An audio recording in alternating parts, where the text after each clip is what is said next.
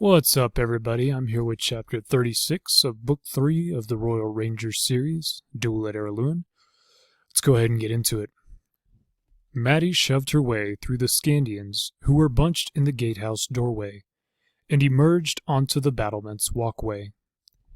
Hal and Ingvar were dealing with their opponents as she stepped clear of the gatehouse. She had her bow ready now, and an arrow on the string. She leaned to see past the struggling knot of men in front of her, and saw a familiar figure at the far end of the wall. Damon was heading for the door into the east tower. "There he goes!" she yelled, and stepped past the fighting men for a clear shot at him. But she was a fraction of a second too late, and her arrow thudded into the timber door as Damon slammed it behind him. She started running along the walkway toward the tower, knocking another arrow as she went. Behind her, she heard Hal calling for her to wait, but she ignored him. She saw Damon's head and shoulders appear above the parapet of the humpbacked stone bridge and loosed another shot. But she rushed her aim, and the arrow skittered off the parapet, half a meter behind him. She cursed herself. Will would have berated her for such a hasty, clumsy attempt. She ran faster. If she could reach the east tower before Damon made it to the keep, she'd have a clear, unimpeded shot at him. She threw herself at the door handle and turned it, shoving the heavy door. But it refused to budge. For some years it had been warped by time and weather, and the castle staff had grown accustomed to leaving it ajar. But Damon had slammed it with all his strength, and the twisted timbers now jammed tight. She threw her shoulder at the door, feeling a sudden, jarring pain as she struck it. But she also felt it give a few centimeters, so she redoubled her efforts. At the fifth assault, the door flew open, sending her staggering into the tower anteroom. The second door, leading to the bridge, had been kept in better condition, and it opened easily as she turned the handle and pulled it inward, wincing as her bruised shoulder took the strain. She darted out onto the bridge, in time to see Damon disappearing over the raised section in the center of the span. She brought up her bow, but she was too late. A few seconds later, she heard the door into the keep slam open and shut as he went through it. She ran, knowing that if she didn't keep him in sight once he reached the keep, she might lose him altogether. There were too many options open to him: the stairs leading up and down, or the three other doors onto the bridges leading to the south, north, and west towers. Once he reached any one of the towers, he could go up or down. It was vital that she didn't lose him. She pounded across the bridge, her quiver slapping her thigh as it jolted up and down with her movements. She reached the door and was about to plunge through it when her tactical training cut in. It would be all too easy for Damon to simply wait beside the closed door for her to blunder through and then cut her down from behind. She stopped a few meters short of the door, letting her breathing settle. She still felt the same urgency to regain sight of the Red Fox leader. But she knew she had to go carefully, and the frustration built in her. She waited a few seconds, listening at the door for any slight sound on the other side. Then she twisted the door handle and kicked at the door so that it slammed back on its hinges. Anyone waiting there would have been smashed by the heavy timbers. But there was nobody behind it. The door rebounded violently from the stone walls, and would have slammed shut again if she hadn't raised her foot and placed it against the door, stopping its violent movement. She knocked an arrow and moved forward. Damon charged into the big open hall that formed the fourth floor of the keep, and paused, unsure of which way to go. He had a vague idea of heading for the south tower and going down the stairs. Reason told him that if Cassandra descended from the upper floors, she would cross the bridge to the keep. If he could reach the south tower before she appeared, he could go down to a lower level and elude her. From there, he could make his way through the maze of corridors and rooms and stairways, and possibly find a way out of the castle. There were drains and waste pipes leading to the moat, he knew. If he could find one, he could possibly get away. Of course, he had just as good a chance of finding a way out in the north or west towers. But the idea of getting behind Cassandra appealed to him. She would be unlikely to look back the way she had come, and that might give him extra time to make his escape. So he started for the south bridge, his sword in his hand, and his triangular shield on his left arm. Horace dragged back on Stamper's reins, bringing the big horse to a stiff-kneed, sliding stop on the cobbles. He was outside the ground-floor door to the keep. 2 Red Fox soldiers had just entered and were hurrying to bar the door against him. He went up the steps at a run and slammed a flat-footed kick into the door.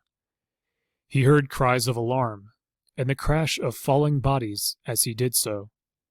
The door flew open, and he saw the 2 soldiers rolling on the floor, desperately seeking to regain their feet. One of them came up, and then immediately went down again, as Horace's sword flickered forward like a serpent striking. The other wisely remained on the floor, rolling away from the terrifying sight of the kingdom's champion knight, his sword blade red with blood. He clasped his hands over his head in a useless protective gesture, shoulder blades twitching expectantly as he waited for the sword to strike. But Horace was already past him, and running for the wide stairway that led to the upper floors, taking the risers 2 at a time without slackening his pace. Damon was up there somewhere, he knew. Horace had seen the traitor crossing the bridge as he had fought his way through the defenders in the courtyard, and he had seen Maddie racing after him. He felt a cold fear as he thought of his daughter facing the treacherous Red Fox leader. Damon was an expert fighter, he knew, and he had no real idea of Maddie's skill level. She was a ranger, and that should be enough. But she was also his daughter, and that fact put fear in his heart as he thought of her facing Damon in single combat. He went up 1 flight, then 2, barely breaking stride. He knew Damon would have reached the 4th floor when he crossed the bridge, and he continued up the 3rd flight of stairs without pause. At the 4th, he slowed a little.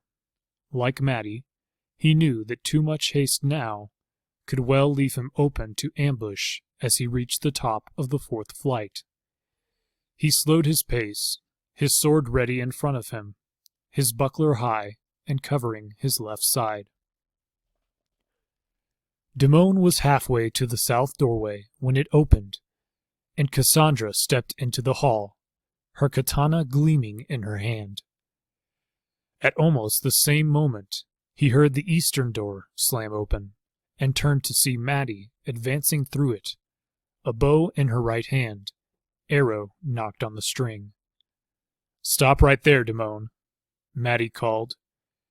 He was surprised to hear that her young voice was surprisingly confident and firm. Maddie was an excellent shot with a bow, but an even better one with her sling. However, she had elected to use the bow as it was a more threatening weapon. Most people looked at a sling and saw only a relatively harmless-looking loop of leather thongs. The fact that it could hurl a lead shot so that it smashed through armor and bone wasn't obviously apparent. A bow with a barbed warhead set on the arrow was a different matter. Except in this case, Damon had a totally mistaken opinion of Maddie's skill with a bow, born of her keeping that ability a secret when she'd returned to Castle Araluen. He laughed scornfully. "Playing with grown-up weapons, Maddie?" he said. "You forget. I've seen you shoot." "Stay out of this, Maddie," her mother called. "He's mine." "You can have him, Mom. I just want to even things up," she said. Then she spoke to Damon again. "Your shield, left and right, upper corners." He frowned, not understanding. "What about—" he began, but suddenly felt two slamming impacts on his left side as Maddie shot twice. His mouth dried with fear. She had moved so quickly that he had barely seen her release the first arrow, then draw a second, nock it, and shoot again. Now he looked down and saw two arrows embedded through the left and right upper corners of his triangular shield, just as she had predicted.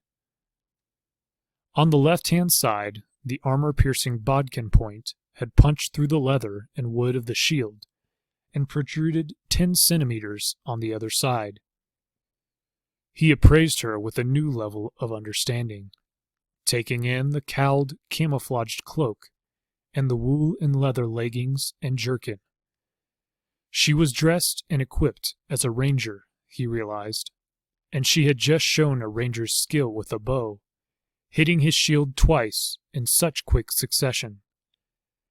He had underestimated the princess from the start, he realized, and now he knew instinctively that she had been the major cause of his failure. "Let's make this a more even match," she said. "Get rid of the shield." He hesitated. From behind him, he heard Cassandra's angry voice. "Stay out of this, Maddie. I can manage him with his shield." "I'm sure you can, Mom, but you'll manage him much more easily without it." Her eyes came back to Damon, and they were cold and hard. "Now get rid of the shield," she said once more, the arrow making a commanding gesture. Seeing his hesitation, she called again. "If you don't, I'll put the next arrow through your knee. That should cramp your fighting style." He flinched at the thought of one of those heavy, armor-piercing arrows tearing through his knee, cutting tendons, smashing bone and ligaments. From their many practice bouts, he knew only too well that Cassandra was an agile and fast opponent. The thought of fighting her with one leg disabled sent a shudder up his back. He'd be lucky to last 30 seconds in such a bout. He released the hand grip on the shield and shrugged his arms out of the retaining straps, letting it fall to the floor with a loud clatter. "Do you swear you'll let me go free if I win?" he asked Maddie. She gave him a totally humorless smile. "No, I swear I'll shoot you down." Before he could answer, Cassandra chipped in. "But at least you'll have the satisfaction of killing me first," she said. He turned back to her, meeting her steady gaze. That was true, he thought, and with everything lost in his attempt to seize the throne, he might as well have that one final satisfaction. He turned to face her, whirling the sword in a series of fast circles to get the feel of its balance and loosen his wrist. A new voice stopped him in his tracks. "Hold it right there, Damon." Horace was emerging from the staircase, fully armored in chainmail and helmet, his round buckler emblazoned with his oak leaf symbol on his left arm. Horace's hair might be showing streaks of gray, but he still moved with an athlete's grace and agility. That, combined with his size and obvious power, made him a truly daunting figure. He reached the top of the stairs and moved toward the Red Fox leader. Damon had frozen in place, faced by 3 very real threats. "That's far enough, Horace," Cassandra called to him, the authority clear in her voice. "This is my fight.